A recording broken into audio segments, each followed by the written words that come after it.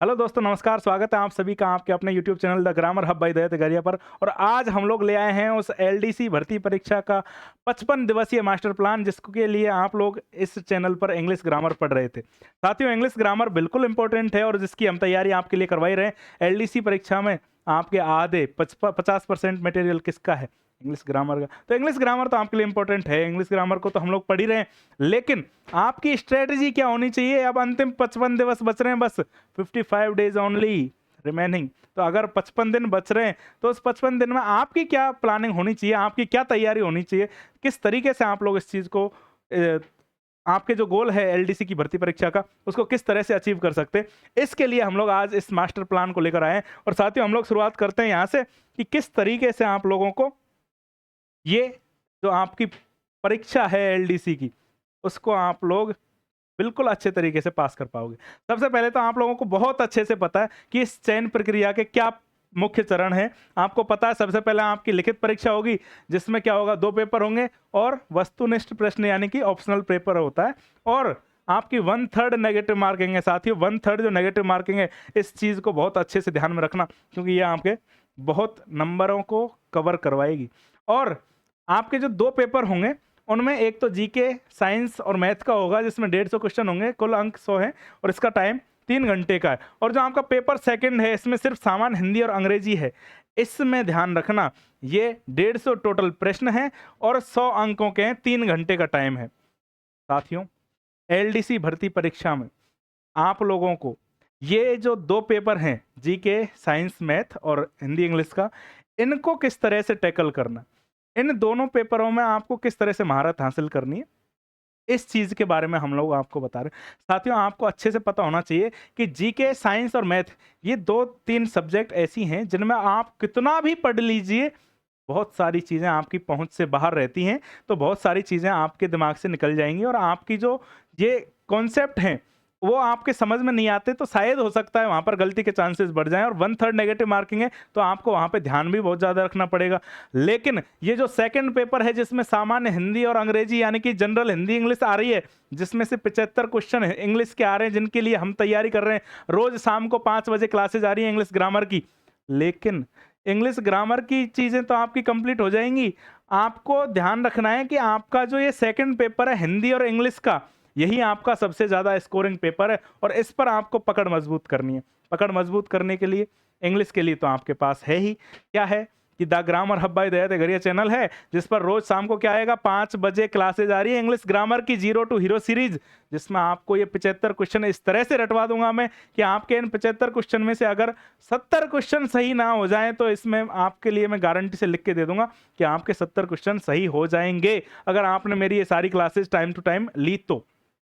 अब हम लोग आगे बढ़ते हैं कि राजस्थान जी के जो स्कोरिंग टॉपिक हैं, उनमें हमको क्या-क्या पढ़ना चाहिए। राजस्थान जीके के कौन-कौन से टॉपिक इंपॉर्टेंट हैं और किन में टाइम इन्वेस्ट करना चाहिए। राजस्थान जीके एक बहुत विशाल इसका सिलेबस होता है, लेकिन उनमें से हमको क्या चूज़ करना है, हमारे लिए कौन-सी चीज़ ज़रूरी है, क्योंकि कहाँ से प्रश्न आएँगे, ये ज़्यादा ज़रूरी है इससे इसके बजाय कि आप लोग पूरा सिलेबस कवर करने लग जाओ। सिलेबस के हिसाब से चलोगे ना, तो आपके 55 दिन छोड़ो, 550 दिन भी होंगे ना, तब भी आपका सिलेबस कवर नहीं हो पाता। लेकिन अब जब हमको 55 दिन में चीज़ें कवर करनी है, तो हम लोगों को देखो, ज्योग्राफी, भूगोल में आपको खनिज, नदियाँ और पर्यटन स्थल, इन पे बहुत इंपॉर्टेंट क्वेश्चन बनते हैं और यही आपको जोर देना है। और कला एवं संस्कृति, आर्ट एंड कल्चर में दुर्ग, मंदिर और लोक कलाएँ, ये 3 जो मेन टॉपिक हैं, यहीं से प्रश्न अब पूछे जा रहे हैं। इतिहास में 1857 की क्रांति और किसान आंदोलन। साथियों, किसान आंदोलन जो हम लोग आज 1-2 साल पहले सोचते थे कि किसान आंदोलन तो बहुत बड़ा टॉपिक हो गया, इसमें हम लोगों को प्रश्न देखने को नहीं मिलते। लेकिन पिछले 3 सालों का रिकॉर्ड मैं आपको बता रहा हूँ, सभी भर्ती परीक्षाओं में किसान आंदोलन से प्रश्न ज़रूर आ रहे हैं। और इसी तरह से करंट अफेयर। साथियों, करंट अफेयर को आप लोग हल्के में मत लीजिए। ये मत बोलिए कि लास्ट में परीक्षा के 10 दिन पहले से हम लोग करंट अफेयर पढ़ना शुरू कर देंगे।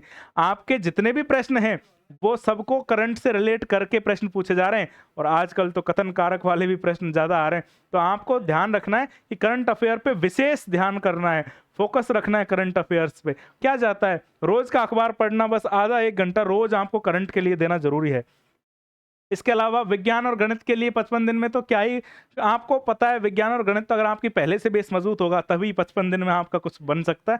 कैसे कि विज्ञान में 10वीं लेवल तक की जो साइंस है ना, वही कंपटीशन में पूछी जा रही है, इसीलिए 10वीं स्तर की एनसीईआरटी का सारा आपको पढ़ना है। और सूचना प्रौद्योगिकी और अंतरिक्ष कार्यक्रम यानी कि जो आपके स्पेस से रिलेटेड चंद्रयान, गगनयान, ये सारी जो चीजें चल रही हैं, इसके अलावा आईटी में जो भी चीजें हो रही हैं, आपके यूपीआई से लेकर और आपके अभी जो जनगणना हो रही है वो भी किससे हो रही है, ऑनलाइन जनगणना हो रही है। ये सेंसस जो ऑनलाइन हो रहा है 2026 का, ये सारी चीजें आप लोगों को ध्यान में रखनी है।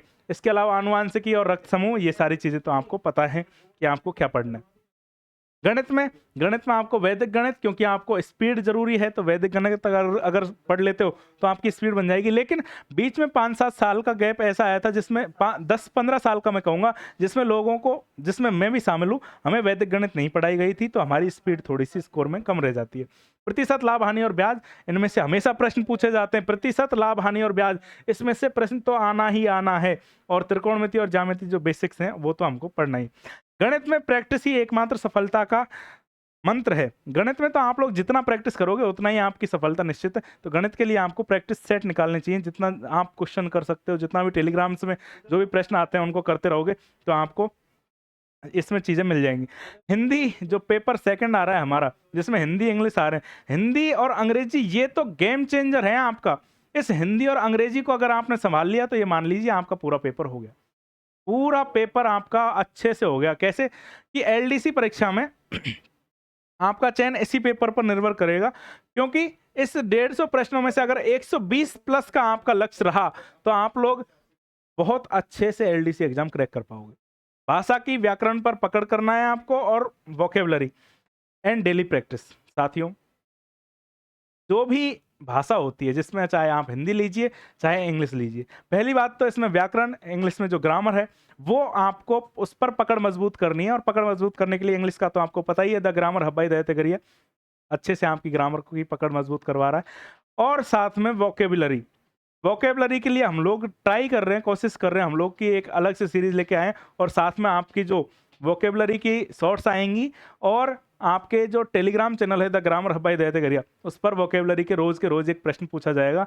इन सब चीज़ों के साथ हम लोग इंग्लिश की वोकेबलरी और ग्रामर को तो कवर कर लेंगे। तो इंग्लिश हो चाहे हिंदी हो, उसमें हिंदी हो तो व्याकरण और इंग्लिश हो तो ग्रामर पर आपको विशेष फोकस देना है। अब आते हैं हम लोग, हमारा क्या है 75/75 का मिशन। हम लोग द ग्रामर हब पर क्या स्पेशल कर रहे हैं, तो साथियों हम लोगों ने द ग्रामर हब पर शुरुआत कर ली है आर्टिकल से। आर्टिकल से शुरुआत कर चुके हैं, आर्टिकल्स कंप्लीट कर चुके हैं। उसके बाद टेंस कर लिया हमने शुरू, और टेंस में हम लोग प्रेजेंट कंप्लीट कर चुके हैं। पास्ट चल रहा है, और फ्यूचर आपका ब्राइट करने के लिए हम लोग फ्यूचर भी पढ़ाने वाले हैं। तो प्रेजेंट, पास्ट, फ्यूचर ये आपके आने वाले हैं। लेकिन उसके अलावा हमारा क्या यहाँ पर बना हुआ है मास्टर प्लान, मैं आपको बता दूं कि हम लोग डायरेक्ट इनडायरेक्ट को पढ़ेंगे, बहुत अच्छे से पढ़ेंगे। और टेंस तो हम लोग पढ़ ही रहे हैं, आर्टिकल पढ़ चुके हैं, प्रपोजिशन आप लोगों के सामने जल्द ही लेकर आने वाला हूं। उसके अलावा डेली वोकेबलरी हम लोग लेके आएंगे, एंटोनिम सिनोनिम के 20 आपके पास एग्जाम्पल्स हम लोग रोज लेकर आने वाले हैं। तो आपके लिए इंग्लिश में 75 में से 75 क्वेश्चन सही करवाना हमारी जिम्मेदारी है, और ये हमारा मिशन है, जिसमें मैं आपके साथ शुरू से लेकर एंड तक खड़ा मिलूंगा मैं आपके साथ, और आपकी इस नाव को पार लगाकर ही मानेंगे। साथियों, ये जो हमारे पास 75 प्रश्नों के लिए 55 दिनों की रणनीति हम लेकर आए, ये 75 क्वेश्चन हमें अब के बाद मात्र 55 दिनों में कवर करने। क्यों करने 55 दिनों में कवर? क्योंकि आज की डेट में आपको बता दूं, आज है 8 मई, और उसके बाद जून, और इन्हीं 8 मई से कुछ दिन पहले यानी कि 5 और 6 मई को आपकी 5 और 6 जुलाई को आपकी एग्जाम है। 5 और 6 जुलाई को आपकी एग्जाम है। उस 5 और 6 जुलाई को जो एग्जाम होगी आपकी, उस एग्जाम में आपके लिए जो सबसे इंपॉर्टेंट चीज है वो आपकी इंग्लिश होने वाली है।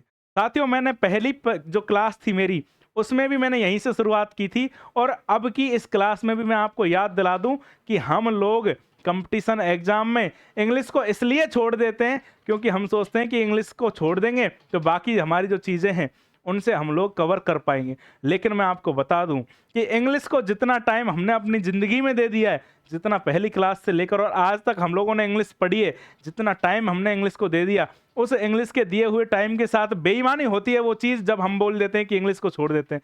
साथियों, इंग्लिश को छोड़ कैसे दोगे आप, जब आपने ज़िंदगी से इंग्लिश पढ़ी है। आपने हिंदी पे इतना ध्यान नहीं दिया था, लेकिन इंग्लिश को आपको पढ़ना पड़ा था, ज़बरदस्ती पढ़वाया था, घर वालों ने ट्यूशन भी करवाया था, फिर भी आप लोग बोल देते हो अच्छे से कि आप लोगों को इंग्लिश छोड़नी है। अरे नहीं छोड़नी इंग्लिश, इंग्लिश को स्कोरिंग सब्जेक्ट में तब्दील करना है। इंग्लिश जो बचपन से पढ़ी थी हमने, हनुमान जी की जिस तरह से शक्तियां खो गई थी उनको याद दिलाना पड़ा था, इसी तरह से मैं आपको आपकी अंग्रेजी वाली शक्ति को याद दिलाने की कोशिश कर रहा हूं और आपके लिए रोज शाम को 5 बजे क्लासेस लेके आ रहा हूं। तो साथियों, इंग्लिश तो आपकी अच्छी होनी ही है। तो इंग्लिश के लिए 75 बाई 75 का ये जो मिशन चल रहा है, ये तो हम करेंगे ही, लेकिन बाकी की जो हमारी तैयारी है उसमें सामान्य हिंदी के लिए कौन सी सटीक तैयारी रहेगी। तो व्याकरण के लिए तो संधि, समास, उपसर्ग, प्रत्यय, इनके नियमों का रिवीजन करना है और शब्द शुद्धि के लिए बार बार लिखकर अभ्यास करना है और पर्यायवाची और मुहावरों के लिए ग्रुप डिस्कशन और रैंडम क्विज का उपयोग करें। किस तरह से, बोर्ड की जो हिंदी की व्याकरण की 9वीं से 12वीं तक की जो किताब है वो जरूर पढ़ लेनी है आपको। हिंदी व्याकरण की 9वीं से 12वीं तक की एक किताब चलती है, वो पढ़ लिया आपने तो वो कवर हो जाएगा आपका सब काम। अब क्या होता है साथियों, हम लोग एग्जाम में बहुत अच्छे से तैयारी करते हैं, एग्जाम पास भी कर लेते हैं, लेकिन सर जब टाइपिंग टेस्ट होता है ना, तब हम लोग भूल जाते हैं क्या कि यहाँ पे टाइपिंग टेस्ट भी होना है। हम लोग तैयारी नहीं करते उसकी, जबकि असली काम ये है कि जब भी आपका पढ़ाई से मन भर जाए या फिर आप लोग पढ़ाई में बोर होने लगो, तब आपको क्या करना है, तब आपको अपनी टाइपिंग टेस्ट के लिए तैयारी शुरू कर देनी है। क्यों? क्योंकि आपके लिए टाइम बहुत कम बचा है। इस टाइम को जितना यूटिलाइज कर सकते हो उतना यूटिलाइज कीजिए और आपके टाइपिंग टेस्ट की शुरुआत अभी से कर दीजिए। समय का सही उपयोग होगा, रोजाना कम से कम 1 घंटे का टाइम टाइपिंग के लिए दीजिए।